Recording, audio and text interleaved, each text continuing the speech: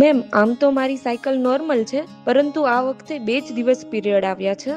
તો વર્ષમાં એક જ સાયકલમાં આવું થઈ શકે, એ નોર્મલ કહેવાય. આ મહિને પણ ખાલી એક જ દિવસ પીરિયડ્સ આવ્યું, અને આ વખતે તો મેમ ખાલી સ્પોટિંગ જ આવ્યું છે.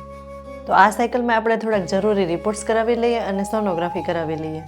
મેડમ, આ 3જો મહિનો છે અને આ વખતે પણ એક જ દિવસ સ્પોટિંગ આવ્યું છે. તમારી હિસ્ટ્રી અને બધા સિમ્ટમ્સ જોતા એવું લાગે છે કે તમને હાઇપોમેનોરિયા હશે. આપણે તમારા બધા રિપોર્ટ્સ ફરીથી કરાવી લેશું, અને એમાં જો કદાચ થાઇરોઇડ હોય અને એની સાથે સાથે તમારા મૂડ સ્વિંગ્સ થતું હોય કે સ્વભાવ ચીડિયો થતો હોય તો તમારો ફ્લો ઓછો થઈ શકે છે, જેને આપણે મેડિસિનથી કંટ્રોલ કરી શકીએ છીએ.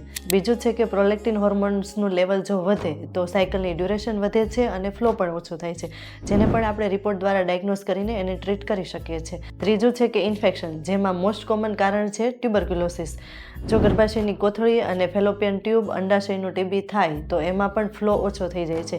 ટીબી ખાસ કરીને ગર્ભાશયની અંદરની દિવાલને ડેમેજ કરે છે, જેના લીધે ફ્લો ઓછો થઈ જાય છે. ચોથું છે લો AMH, એટલે કે જેમ જેમ ઉંમર વધે તેમ તેમ અંડાશયમાં એક્સની સંખ્યા ઘટતી જાય છે અને ઇસ્ટ્રોજન અને પ્રોજેસ્ટેરોન હોર્મોન્સનું લેવલ પણ ઘટતું જાય છે, જેના લીધે પણ ફ્લો ઓછો આવી શકે છે. આ એવું દર્શાવે છે કે કદાચ તમને મેનોપોઝ પણ આવી શકે છે. હાઇપોમેનોરિયાના આ બધા જ કારણો હોઈ શકે છે.